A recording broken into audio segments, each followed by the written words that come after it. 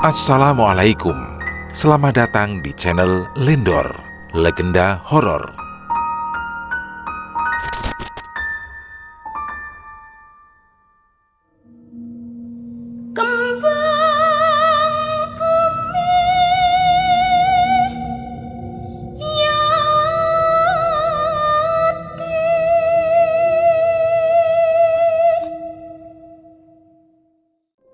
Kampung Mati Sekarmayang. Tetesan gerimis menemani langit yang tengah menjemput sorenya di sebuah pabrik gula yang baru saja beberapa tahun beraktivitas. Setelah belasan tahun terbengkalai, seorang karyawan perempuan berdiri tertegun, menyaksikan sosok makhluk perempuan kurus kering yang berdiri terbalik di tengah hujan. Ia berjalan dengan tangannya, memainkan tubuhnya sambil menyeringai. Takut. Seketika perasaan cemas muncul saat mengetahui keberadaan sosok yang janggal itu. Karyawan itu pun tak mampu menahan rasa merindingnya yang membuat tubuhnya kaku. Tapi itu hanya sementara. Setelahnya sosok itu pun menghilang dan senyuman yang aneh terukir di wajah karyawan yang mulai terlihat pucat itu. Aroma kopi hitam tercium semerbak di pos pantau pabrik gula. Suara gerimis menemani sore terasa begitu tenang. Setelah pergantian shift, baru saja Cahyo hendak menikmati kopinya yang baru siap itu. Tiba-tiba salah seorang karyawan berlari dengan tergesa-gesa ke arahnya. "Cahyo, stasiun penggilingan butuh bantuanmu," ucap Agus, salah satu karyawan di tempat mereka bekerja itu. Sabar ya Gus, kopiku baru matang ini. Ayo cepat, darurat ini. Ada kejadian lagi." Tanpa mempedulikan perkataan Cahyo, Agus menarik tangan Cahyo yang masih ingin menikmati sorenya selepas menyelesaikan shiftnya itu. Mau tak mau, Cahyo pun terburu-buru meletakkan gelasnya dan mengikuti permintaan Agus. "Opo meneh toh? Paling si Sri iseng lagi. Emang Danan kemana?" "Justru Danan yang minta aku manggil kamu. Kayaknya dia juga kerepotan." Mengetahui keadaan itu, Cahyo pun tidak lagi mencari alasan dan buru-buru menghampiri tempat yang dimaksud. Baru saja memasuki tempat itu, Cahyo sudah disambut dengan suara teriakan mengerikan dari salah satu karyawan perempuan. Cahyo mencari asal suara itu dan mendapati bahwa suara itu berasal dari seseorang yang merayap di sudut dinding pabrik gula itu. Mata perempuan itu melotot, wajahnya pucat dan semakin tirus. Kulitnya mulai menghitam, pengaruh dari sosok yang merasukinya. "Buah jigur, Wati kenapa? Demit opo meneh kui?" Spontan Cahyo kaget melihat Wati, teman karyawannya, bertingkah seperti itu. "Kayaknya setan dari luar, Jul. Makanya aku manggil kamu buat mastiin," balas Danan. Cahyo mendekat memperhatikan sosok Wati yang wajahnya mulai terlihat semakin pucat dan mengerikan. "Saiki aku sing duwe panggonan iki. Aku njaluk bocah iki." Makhluk itu terus menatap Danan dan Cahyo dengan wajah mengancam.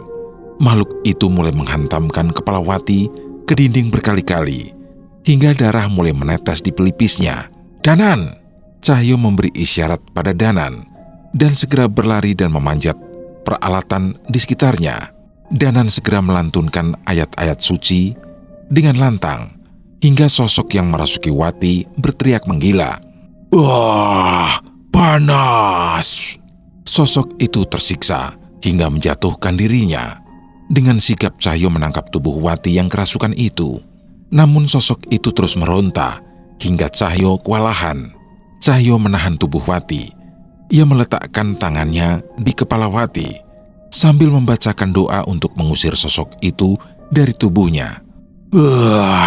"Hentikan, bocah sialan! Kukutuk kalian! Kukutuk kalian!" teriak sosok itu. Ia benar-benar tersiksa. Namun entah mengapa, dengan semua bacaan doa-doa dan ayat itu, sosok yang merasuki Wati masih enggan untuk keluar. Danan menyadari sesuatu. Ia tahu bahwa sosok itu acap kali melirik ke satu arah. Ia seperti ketakutan akan sesuatu. Danan mencoba memeriksa ke arah makhluk itu melirik. arah jendela belakang. Dan benar, sosok bayangan anak kecil tengah berdiri sambil mengawasi Wati. Siapa itu? Danan berlari menuju jendela. Namun sebelum sampai ke sana, tiba-tiba sosok itu menghilang. Mas, mau main sama saya? Suara anak kecil terdengar begitu dekat dengan telinga Danan. Namun Danan tak melihat sosok apapun di sekitarnya. Yang kalah dikubur hidup-hidup. Seketika Danan merasa terancam. Ia tidak melihat keberadaan sosok itu, tapi ia merasa bahaya yang mengancam dirinya. Cahyo, hati-hati! Danan memperingatkan Cahyo sambil menjauh dari jendela itu. Tapi semua terlambat. Tubuh Wati sudah kaku, dengan mata yang melotot dan mulut yang menganga. Roh itu sudah tidak menguasai tubuh Wati. Namun ada yang ia ambil dari tubuh itu, Sukmawati. Di tengah kebingungan itu, mereka melihat ke arah keluar dan menyadari langit sudah mulai gelap. Sosok setan perempuan itu pergi dengan berjalan terbalik, dengan wajah ketakutan bersama sosok roh anak kecil di sebelahnya. Namun bukan itu yang mengerikan. Sukmawati yang tak berdaya diseret oleh sosok setan bocah yang membuat Danan merasa terancam itu. Mengetahui Danan dan Cahyo hendak mengejar mereka, sang setan anak kecil itu menoleh. Wajahnya terlihat jelas di bawah rintikan hujan. Wajah yang hancur dengan lubang mata yang bolong dan diisi oleh seekor ular. Kita main ya, Sukma Mbak ini hadiahnya. Saya tunggu di kampung Sekarmayang sebelum pagi. Danan dan Cahyo segera berusaha mengabari Pak Lek mengenai kejadian di pabrik gula. Namun ia tak ada di rumah dan telepon genggamnya tidak dapat dihubungi. Gimana, Nan? Pak Lek tidak ada kabar. Cahyo mulai merasa cemas. Terlebih malam sudah semakin larut dan mereka tak ingin gegabah mengikuti kemauan setan itu. Kalau memang ndak iso dihubungi, ya sudah, kita kesana saja. Nggak mungkin juga kan kita ngebiarin keadaan Wati begini, balas Danan. Beberapa karyawan membantu Danan mengevakuasi tubuh Wati yang masih kaku. Bule yang mengetahui keadaan ini segera datang ke pabrik dan membantu merawat Wati. Kalau kalian mau pergi, harus hati-hati. Jangan lengah. Kalau Pak Le ada kabar, nanti Bule suruh segera menyusul kalian. Semas Bule, sepertinya ia khawatir jika kami mengikuti setan itu menuju desa Sekarmayang. Namun ia lebih khawatir saat melihat keadaan Wati. Doain kami ya Bule, semoga nggak terjadi hal-hal yang kita takutin, balas Cahyo sambil segera berpamitan meninggalkan tempat itu. Jul, panggil Danan. Kenapa, Nan? Sekarang bukan waktunya untuk ragu. Enggak, kamu jalan duluan, berarti udah tahu kan kampung Sekarmayang ada di mana? Tanya Danan. Lah iya, nggak tahu, jawabnya dengan polos sambil menggaruk kepalanya. Bule, tolong doakan saya supaya bisa tahan dengan kelakuan Cahyo ya Bule, pamit Danan pada Bule. Aduh, ya namanya nggak tahu. Danan pun menjewer telinga Cahyo dan membawanya ke pos keamanan. Biasanya mereka lebih paham mengenai desa-desa di sekitar sana. Kalau nggak tahu ya nanya dulu, jangan banyak gaya. Desa Sekarmayang hanya berjarak 30 menit dari pabrik gula.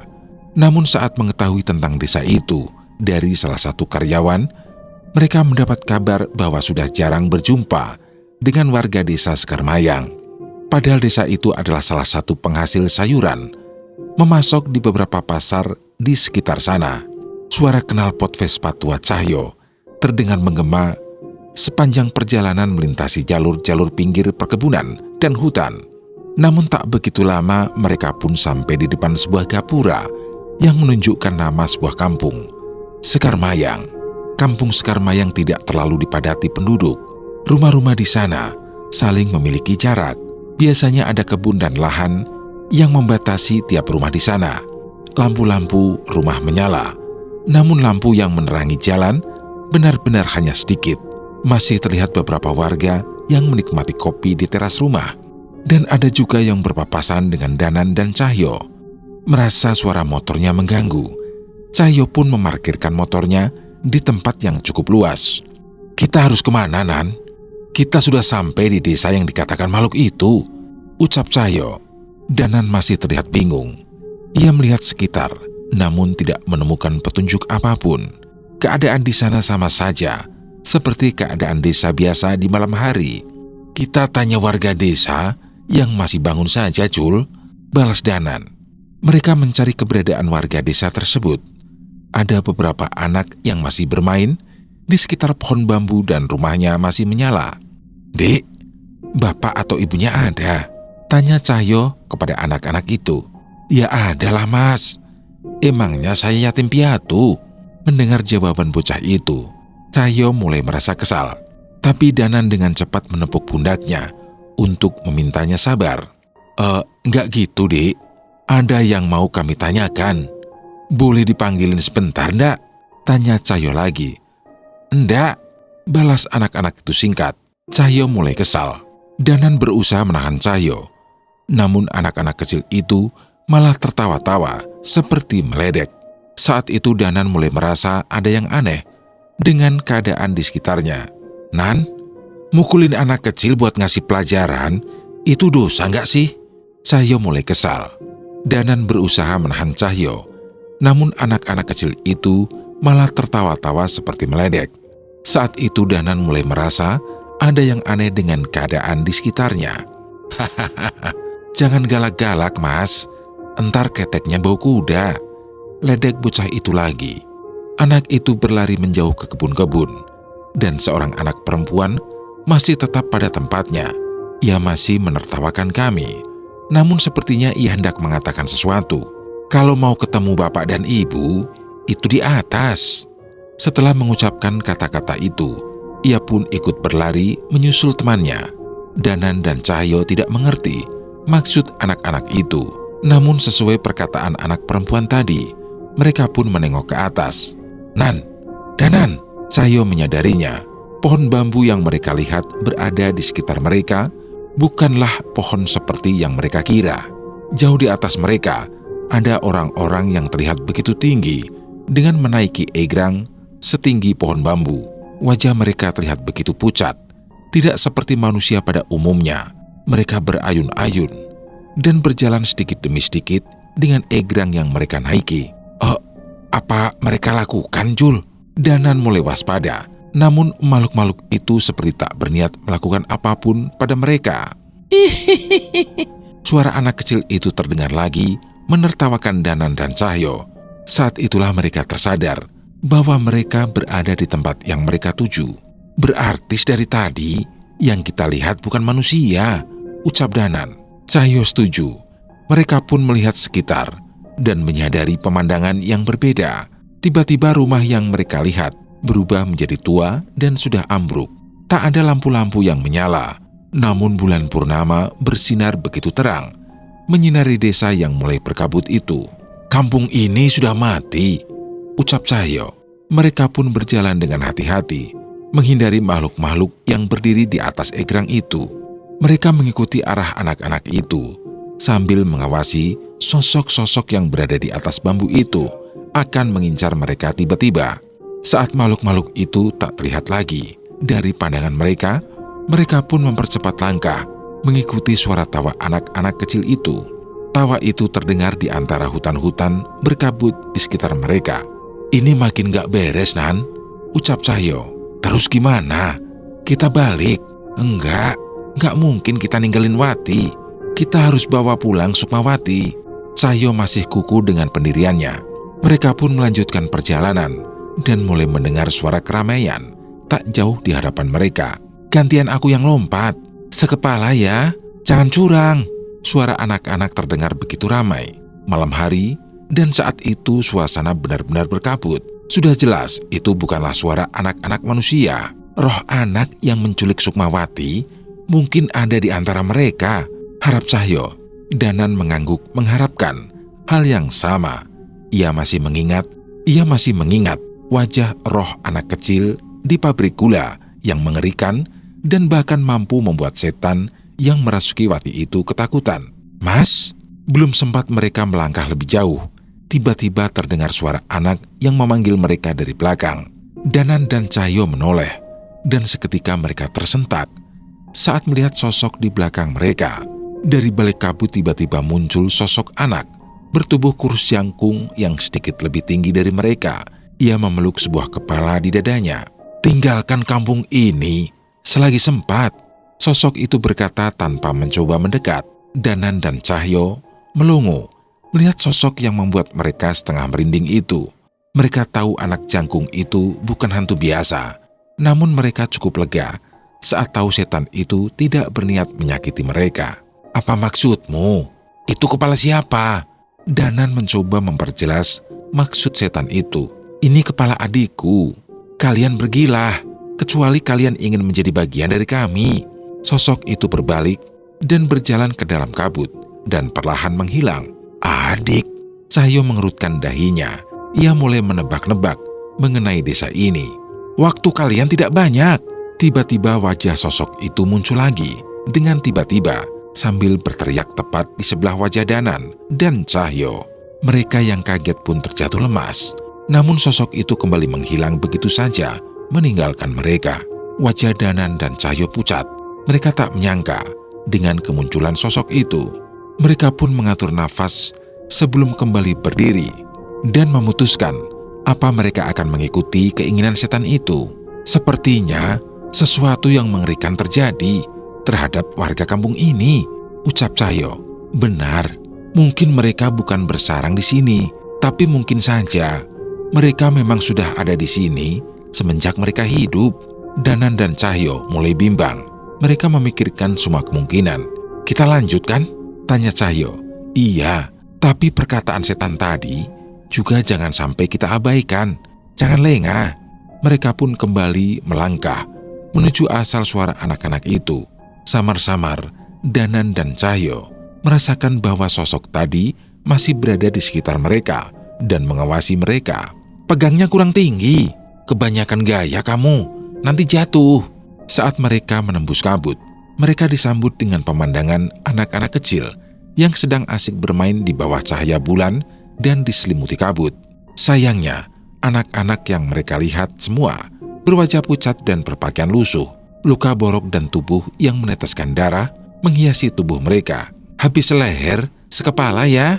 Gimana caranya? Aku gak punya kepala." Mereka berjalan melintasi anak-anak itu. Walau sering berurusan dengan setan di pabrik gula, tapi pemandangan itu tetap saja membuat mereka terganggu. Terlebih keberadaan mereka berdua mengganggu permainan mereka. Saat mereka melintas, anak-anak itu berhenti bermain dan memandang sepenuhnya ke arah Danan dan Cahyo. "Permisi, numpang lewat ya." Anak-anak itu tidak menggubris dan terus memandangi mereka berdua. Namun saat sampai di tengah-tengah mereka, salah satu anak itu mulai berbicara. "Mas, ikutan main yuk." Seketika perkataan sederhana itu membuat mereka khawatir. "Enggak, Bi." Belum sempat Cahyo menjawab, ia merasa ada sesuatu yang salah. Mereka sadar bahwa jika mereka salah menjawab, sesuatu yang buruk mungkin terjadi pada mereka. Cahyo menyikut Danan. Ia mengharapkan Danan bereaksi atas keadaan itu. Namun Danan pun masih memikirkan hal itu. Kalau kita tolak, mereka bisa marah. Dan mungkin saja kita nggak bisa pergi dari sini. Tapi kalau kita terima, kita nggak tahu keadaan Wati, bisik Danan. Tatapan makhluk-makhluk itu pun mengikuti mereka berdua. "Kak, kami mencari anak-anak seperti kalian yang membawa sukma teman kami. Apa kalian tahu?" Danan mencoba mengutarakan maksud mereka berada di sana. Setidaknya pertanyaan mereka mungkin bisa mengalihkan roh anak-anak. "Pasti dia juga ikut main." Mereka pun menoleh ke salah satu arah di antara salah satu pohon. Ada satu pohon besar di sana yang tertutup kabut. Saat kabut itu menipis, barulah terlihat sosok orang-orang berwajah pucat tergantung tak beraturan di pohon itu. "Melu tulanan yuk mas." Dari salah satu atap rumah, seorang anak memaksa mereka. Danan dan Cahyo benar-benar melihat pemandangan yang gila. Mereka pun sadar bahwa sosok makhluk yang di atas egrang dan yang tergantung di pohon tua itu adalah sukma orang-orang yang bermain bersama mereka. Menyadari hal itu, Danan dan Cahyo mulai membacakan doa-doa dan ayat suci sambil berjalan menjauhi anak-anak itu. Seketika saat itu juga, wajah mereka berubah menjadi beringas. Setan anak-anak itu terus melotot ke arah Danan dan Cahyo penuh ancaman. Namun mereka seolah tak berani mendekat. Perbuatan mereka membaca doa-doa itu membuat Danan dan Cahyo semakin dianggap sebagai ancaman di tempat itu. Setelah meninggalkan anak-anak tersebut, mereka masih merasakan keberadaan banyak sosok yang berlarian mengikuti mereka dari berbagai sisi. Cepet Jul, ini makin gak benar. Mereka berdua pun berlari menjauh. Saat itu, mereka melihat keberadaan setan anak yang membawa kepala tadi di hadapan mereka. Gerak-geriknya terlihat aneh, seolah meminta untuk diikuti. Kita ikutin dia, tanya Cahyo memastikan. Setan itu satu-satunya petunjuk yang kita punya. Belum sempat mereka melangkah lebih jauh, tiba-tiba ada suara yang terdengar di telinga Danan. Danan, pergi, jangan ke sini. Ada suara teriakan kecil terdengar oleh Danan. Ia mengenali suara itu, suara Wati. Shh, Danan meminta Cahyo untuk tetap diam dan suara itu mulai terdengar lagi. Danan, cepat pergi, jauhi tempat ini. Kamu dengar Jul? Tanya Danan. Cahyo menajamkan telinganya dan suara itu juga terdengar secara samar-samar di telinga Cahyo. Itu Wati, kita ke sana. Cahyo yang ingin bergegas berlari ke sana. Namun tiba-tiba setan anak jangkung yang membawa kepala itu menghadang mereka. Minggir, perintah Cahyo. Mengetahui Cahyo tidak akan peduli dengan kemunculannya, setan itu melewati Cahyo dan mendekat ke arah Danan. Seketika tubuh Danan gemetar, tubuhnya terjatuh dan sebuah penglihatan yang mengerikan terlihat di benaknya. Desa Sekarmayang 3 tahun yang lalu. Suara langkah kaki terdengar dari seorang anak laki-laki yang berlari kebingungan. Anak bertubuh tinggi itu mengetuk pintu-pintu rumah, berharap ada seseorang yang bisa menolongnya. Pak, tolong Pak, tolong eyang saya. Berkali-kali ia mengetuk pintu rumah itu, namun tak ada satupun yang keluar. Itu adalah rumah kesekian yang ia datangi. Ia yakin ada seseorang di dalam, terlihat dari lampu yang masih menyala. Pak, tolong. Mata anak itu mulai berkaca-kaca. Ia hampir putus asa mencari pertolongan untuk eyangnya yang terbaring tak berdaya di ranjang. Eyang saya kesakitan Pak, tadi kejang-kejang. Saya takut eyang kenapa-kenapa. Walaupun sudah memohon seperti itu, tak ada satupun orang di rumah itu yang membukakan pintu untuknya. Ia tak mau menyerah. Kali ini ia mencoba membuka pintu itu dan menghadapi sendiri tetangganya. Walau harus memohon dan bersimpuh, ia hanya ingin meminta tolong agar seseorang menolong eyangnya untuk berobat. Maaf, saya izin masuk. Anak laki-laki itu memasuki rumah dan menyadari bahwa suasana begitu sepi. Di tengah gugupnya, ia pun menemukan keberadaan sang pemilik rumah. Pak Sukir. Anak itu mencoba menyapa. Pak, saat itu anak itu pun tersadar. Bukan Pak Sukir yang tidak ingin menjawab panggilannya, melainkan tubuh Pak Sukir sudah terbaring menjadi mayat di rumahnya sendiri, tanpa seorang pun menolongnya. Anak itu pun jatuh berlutut dan wajahnya semakin pucat. Selain Pak Sukir, warga desa Sekarmayang hanya dihuni oleh warga yang sudah berumur. Ia keluar dari rumah dan menyadari bahwa semua orang di sana mengalami penyakit yang sama seperti yang dialami eyangnya. Beberapa saat sebelumnya, warga desa menghukum mati seorang dukun santet yang telah membunuh puluhan nyawa di desa itu. Dukun itu tertangkap saat seorang bapak yang anak perempuan dan istrinya menjadi korban berhasil memaksa pelaku santet itu untuk menunjukkan keberadaan sang dukun. Warga pun beramai-ramai mendatangi sebuah rumah tempat terpencil di mana dukun itu tinggal. Sebuah rumah di bawah lembah yang hanya dapat didatangi dengan berjalan kaki. Saya hanyalah pisau yang digunakan oleh kalian.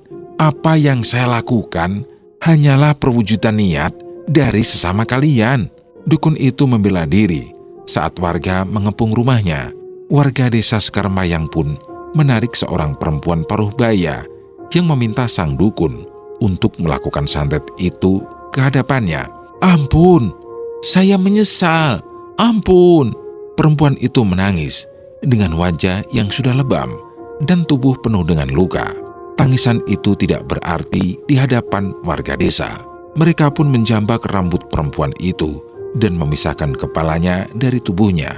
Darah pun bermuncratan, membasahi tanah di desa itu. "Dia sudah kamu hukum, kini giliran dirimu." Sang dukun yang melihat hal itu segera berlari menjauhi warga desa. Seluruh warga desa di sana tak memberikan celah dan terus mengejar sang dukun. Walaupun sempat bersembunyi, warga terus berhasil menemukan tempat persembunyiannya. Sampai malam hari, barulah sang dukun menyerah dan berhenti di sungai dangkal yang aliran airnya melewati desa.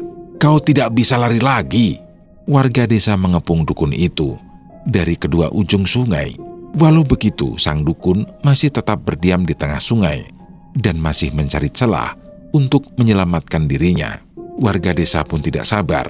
Mereka mengejar ke tengah sungai, sementara dukun itu mencabut kerisnya dan membela diri. Beberapa warga terluka. Sebagian terus bertarung mengeroyok sang dukun dengan peralatan seadanya. Keris itu sempat melukai beberapa warga, namun sang dukun tetap tak mampu menyelamatkan dirinya. Dukun itu memuntahkan darahnya saat warga berhasil merebut kerisnya dan menusukkan pada dirinya. "Dendam! Aku dendam!" Dukun itu berusaha mengutarakan dendamnya di penghujung nyawanya. "Darahku akan mengalir bersama air ini dan menjadikannya Banyupati. Aku akan kembali dalam wujud kutukan yang akan menyiksa kalian hingga mati." Warga desa tidak peduli. Ia menarik keris di tubuh dukun itu dan menusukkannya sekali lagi. Tubuh yang membusuk, bagian tubuh yang terpisah, darah yang terus mengalir, rasa sakit yang tak berkesudahan. Kalian akan merasakan itu semua sebelum kalian mati. Kali ini dukun itu yang menarik keris dari tubuhnya sendiri dan menusukkan ke lehernya. Tubuh dukun itu pun tumbang dan mati. Dengan membawa dendam kesumat, darahnya merubah aliran air sungai menjadi merah dan terus mengalir hingga desa Sekarmayang. Warga desa pun menyeret tubuh dukun itu dari sungai dan membakarnya bersama sosok perempuan yang dipenggal tadi. Sosok perempuan yang tak terima ketika kekasihnya itu meninggalkannya dan hidup bahagia dengan keluarga barunya. Kampung menjadi lebih tenang setelah kematian sang dukun. Teror santet yang dulu menghantui warga desa tak lagi terdengar. Seluruh warga desa merasakan apa yang mereka lakukan adalah keputusan yang tepat. Sampai saat suatu malam, warga desa melihat seseorang berjalan dengan langkah yang aneh di tengah desa. Ia berbicara namun suaranya begitu kecil, wajahnya pucat, dan tubuhnya penuh dengan luka. Warga yang masih menikmati film di pos ronda melihat sosok itu semakin dekat dan menyadari bahwa tubuhnya berlumuran darah yang mengalir dari matanya. Tolong! Beberapa orang tua dan anak kecil yang sedang menonton televisi di pos pun panik. Mereka berlari menghampiri orang itu yang merupakan salah satu warga desa. Sayangnya warga itu terjatuh dan tak lagi tertolong. Setelahnya tiba-tiba terdengar suara teriakan minta tolong dari orang-orang yang berlarian keluar dari rumah. Penyakit aneh tiba-tiba menjangkit warga desa Sekarmayang. Satu persatu, warga desa mengalami penyakit yang membuat tubuh mereka membusuk dan semakin lama semakin menghitam, hingga bagian tubuhnya terlepas dari tubuhnya. Sebagian warga desa mencoba meminta pertolongan dari warga desa lain. Namun saat mengetahui gejala itu, tak ada satupun yang mau menolong. Desa Sekarmayang pun dianggap tengah terjangkit wabah penyakit kusta. Lebih kejam lagi, warga desa lain menutup akses jalan desa Sekarmayang yang sudah sulit itu, hingga mereka tak bisa lagi meninggalkan desanya. Satu persatu warga desa mati karena penyakit aneh tersebut. Ada yang mengatakan itu wabah, ada yang mengatakan penyakit itu disebabkan oleh kutukan sang dukun, yang membuat siapapun yang meminum air di desa akan mengalami penyakit yang sama. Anak-anak melihat eyang dan keluarga mereka mati dengan mengerikan lebih dulu. Harapan mereka adalah orang tua mereka yang bekerja di luar kota kembali untuk menolong. Sayangnya itu tidak terjadi. Anak-anak itu menghabiskan sisa hidupnya dengan bermain menghibur dirinya untuk menahan rasa lapar dan sakit yang mereka rasakan. "Halim, adikmu sudah mati pas main tadi.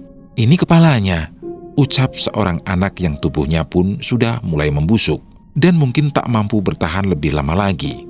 Halim anak jangkung itu hanya terus menangis sambil memeluk kepala adiknya yang terpisah setelah tubuhnya membusuk. Ia mati setelah seluruh teman-temannya mati. Setidaknya mereka mati sambil bermain mainan kesukaannya. Air mata Danan menetes. Tepat setelah mendapatkan kesadarannya kembali, ia tak mampu menahan kesedihannya dan memukulkan tinjunya ke tanah. "Sialan!" teriaknya. "Kamu melihat sesuatu, Nan?" tanya Cahyo. Danan mengusap air matanya, namun ia masih berjuang menahan kesedihannya. "Kutukan Banyupati menyerang desa ini. Seluruh warga desa mati. Anak-anak itu bermain di akhir hayatnya untuk mengalihkan rasa sakit dan kesedihan mereka." Mendengar ucapan Danan, Cahyo merasakan perasaan yang sama. "Jadi, mereka warga desa ini?" Danan mengangguk. "Keluarga mereka mati lebih dulu. Desa ini dianggap terkena wabah kusta, dan warga desa lain menutup akses desa ini. Anak-anak itu terjebak sampai akhirnya mati." Kini Danan dan Cahyo mulai mengerti apa yang terjadi di sana. Danan pun menghampiri sosok anak kejangkung bernama Halim yang memberikan penglihatan padanya saat itu. "Kau ingin pergi lebih dulu?"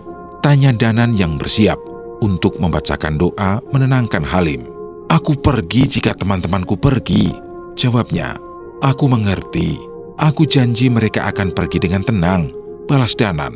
Cahyo membacakan rangkaian ayat-ayat suci dan menyentuh kepala adik Halim yang berada di pelukannya. Ada kekuatan dari roh Wanasura yang mengalir ke kepala itu. Tiba-tiba tubuh roh adik Halim kembali dan ia bisa berdiri berdampingan dengan kakaknya. "Mas Halim," roh anak perempuan itu tersenyum melihat kakaknya. "Tunggu sebentar ya. Setelah ini kalian akan pergi dengan tenang.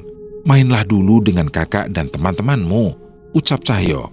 Roh anak perempuan itu pun mengangguk sambil tersenyum. Kedua roh anak kecil itu menghantar kepergian Danan dan Cahyo memasuki sisi terdalam dari kampung mati itu. Kabut mulai menipis, menyambut kedatangan Danan dan Cahyo.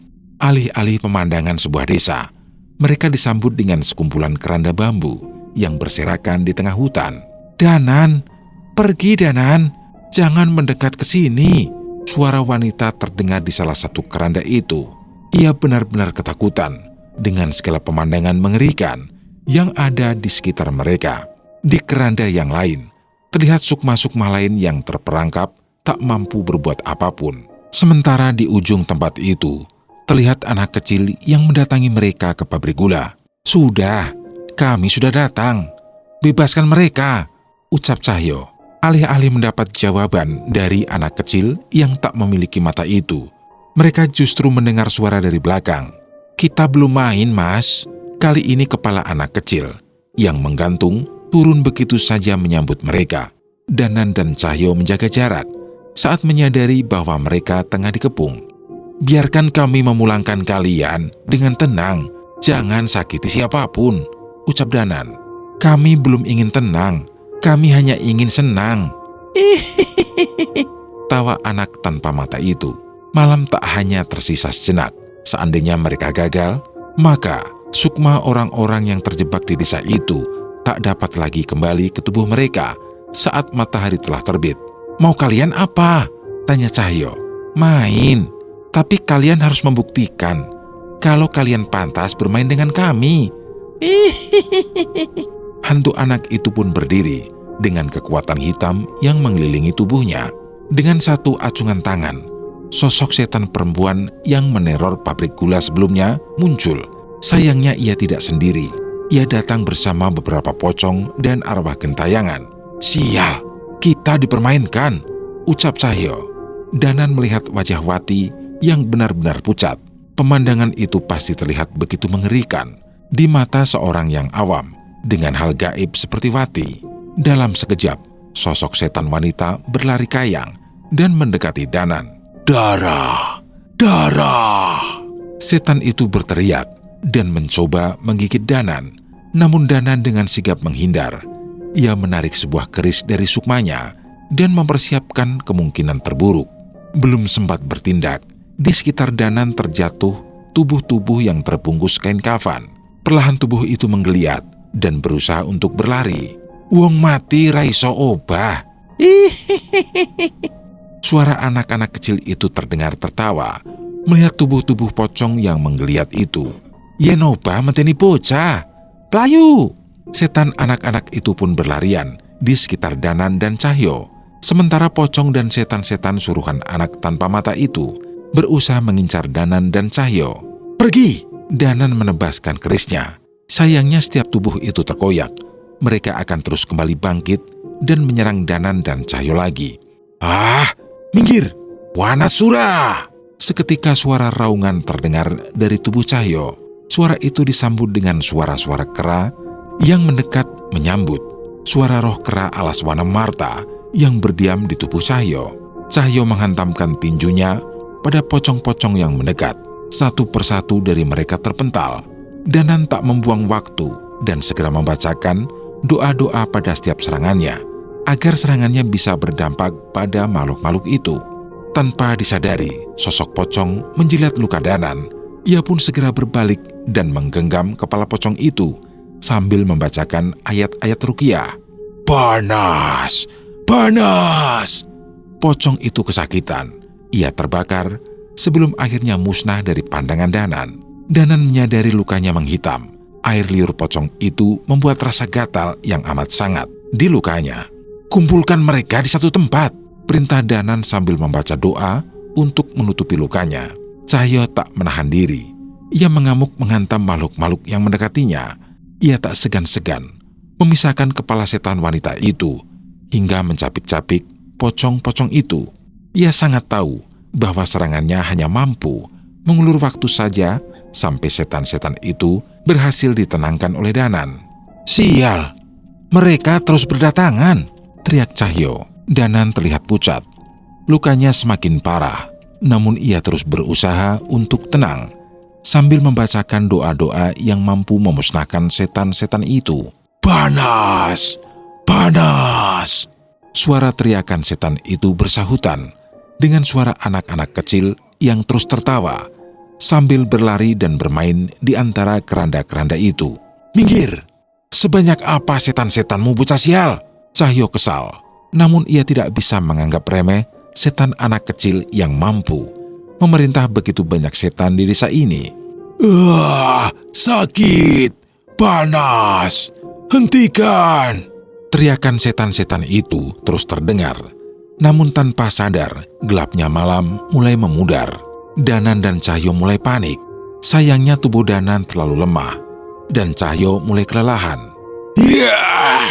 Cahyo berteriak sekuat tenaga, menghantam setan terakhir yang menyerangnya. Danan menangkap wajah setan itu dan membacakan doa untuk meruqyahnya. Setan itu kesakitan dan terbakar. Namun saat setan-setan itu pergi, cahaya matahari subuh mulai memasuki desa Skarmayang. Mereka terlambat. Suara tawa anak-anak itu terdengar memilukan. Satu persatu sukma orang-orang yang berada di dalam keranda menghilang dari pandangan mereka. "Wati!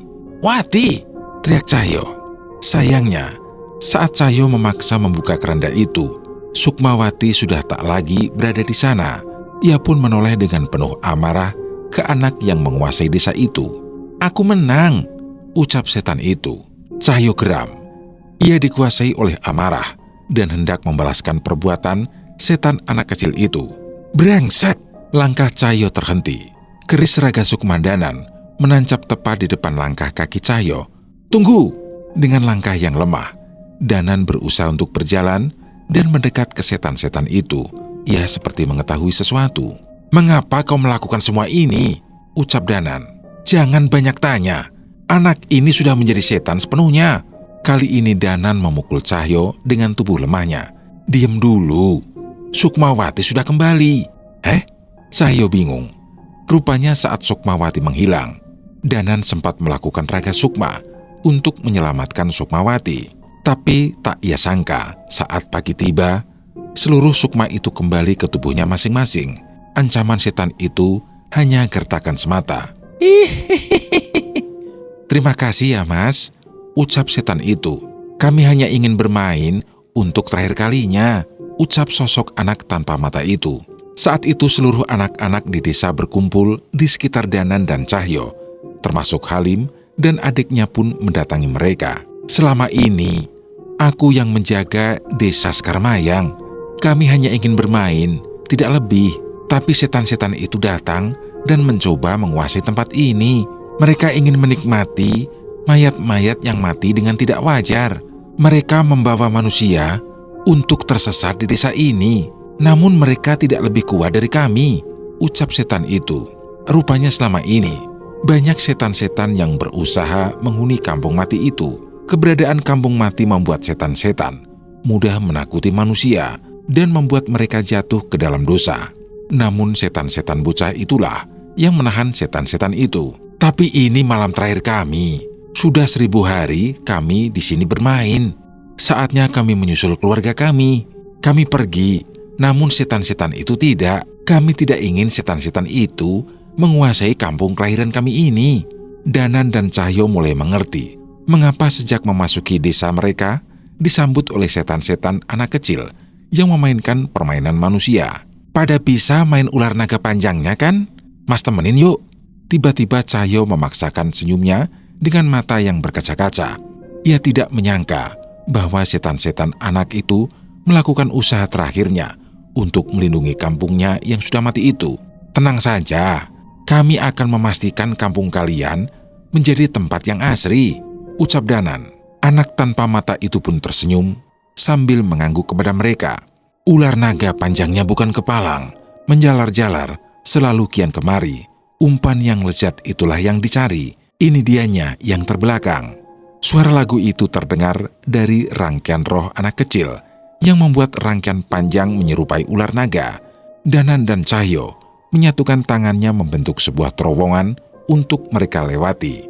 Namun roh anak-anak yang melewati tangan Danan dan Cahyo tak muncul kembali.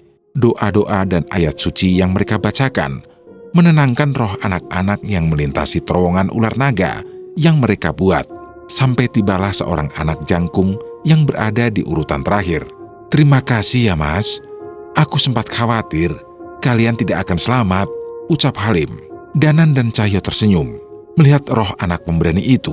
"Kami yang berterima kasih Halim," ucap Cahyo. Walau terlihat ragu, Halim memutuskan untuk mengucapkan sesuatu. "Beberapa orang tua kami yang bekerja jauh dari sini mungkin belum tahu keadaan kami. Tolong sampaikan pada mereka untuk tidak bersedih. Bilangin sama mereka, kami memang mati, tapi kami senang. Kami terus bermain sampai akhirnya Tuhan memberi tempat untuk kami." Air mata Danan dan Cahyo menetes, namun mereka berusaha untuk terus tersenyum. "Iya Halim, kami janji," balas Danan. Tubuh tinggi itu pun melewati terowongan yang dibuat oleh Danan dan Cahyo. Alunan ayat suci yang mereka bacakan menghantarkan Halim dan adiknya pergi dengan tenang. Cahaya matahari yang sudah meninggi menghapus kelamnya kabut di kampung mati Sekarmayang yang menyimpan misteri tersembunyi itu. Mereka pun meninggalkan desa itu dengan membawa amanah dari roh-roh anak kecil yang berusaha melindungi desanya itu. "Semoga kalian tetap bermain dengan bahagia di alam sana ya," ucap Cahyo sebelum menyalakan Vespa tuanya dan pergi meninggalkan kampung itu. Kampung mati Sekarmayang.